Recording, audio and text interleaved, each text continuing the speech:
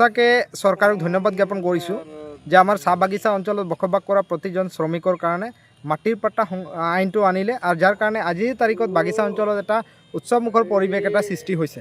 আৰু সেইটোৰ কাৰণে আমি বিশেষকৈ চৰকাৰক বিশেষ ধন্যবাদ জ্ঞাপন কৰিছোঁ ডক্টৰ হিমন্ত বিশ্ব শৰ্মা ডাঙৰীয়াক, যে তেওঁৰ মৰম আৰু চেনেহৰ বাবে বা চাহ শ্ৰমিকৰ মনৰ কথা বুজি পায়, যাৰ কাৰণে আজিৰ তাৰিখত বাগিচা অঞ্চলৰ মাটি পাট্টা লেবাৰ লাইনৰ মাটিৰ পাট্টাৰ কাৰণে তেওঁ এই সিদ্ধান্ত গ্ৰহণ কৰিছে। তাৰ কাৰণে সকলো শ্ৰমিকৰ পক্ষত যেনেকুৱা অৱস্থান কৰিছে তাৰ কাৰণে বিশেষভাৱে আমি ধন্যবাদ আৰু কৃতজ্ঞতা জ্ঞাপন কৰিছোঁ।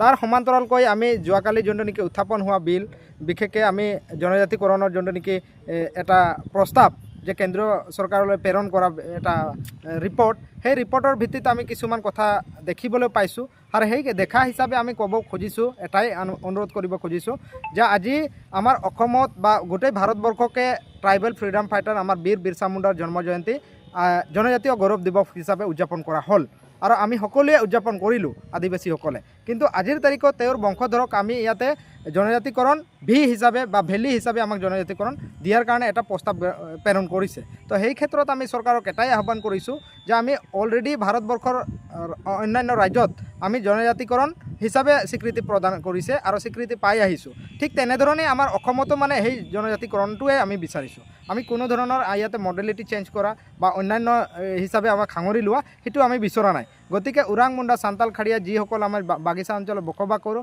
বা আদিবাসীসকল আছে আমাৰ বাগান বস্তিয়ে, গতিকে এইসকলক বিৰচা মুণ্ডাৰ আদৰ্শ হিচাপে বা জয়পাল সিং মুণ্ডাই যোনটো নেকি আমাৰ সংবিধান এটা সন্নিৱিষ্ট কৰিছিলে সংৰক্ষণৰ ব্যৱস্থা, ঠিক তেনেধৰণে আমি সংৰক্ষণ হ'ব বিচাৰোঁ আৰু এইটো হিচাপে আমি জীয়াই থাকিব বিচাৰোঁ। গতিকে অসমত বসবাস কৰা প্ৰতিজন শ্ৰমিক, প্ৰতিজন আদিবাসীয়ে আমি সেই হিচাপে জনজাতিকৰণ বিচাৰিছোঁ আৰু মুখ্যমন্ত্ৰী ডাঙৰীয়াক সেইটোৱে আহ্বান কৰিছোঁ যে যি জনজাতিকৰণৰ যোনটো নেকি প্ৰতিবেদন বনালে, সেই প্ৰতিবেদনত আমাক যে আগৰ যোনটো নেকি জনজাতিকৰণ অল ভাৰতবৰ্ষ হিচাপে লাভ কৰিছোঁ, ঠিক তেনেধৰণে আমাক প্ৰদান কৰক, তাৰে আহ্বান কৰিছোঁ। আৰু মোৰ বিশ্বাস আৰু আশা আছে যে চৰকাৰে সেইটো কাম কৰিব।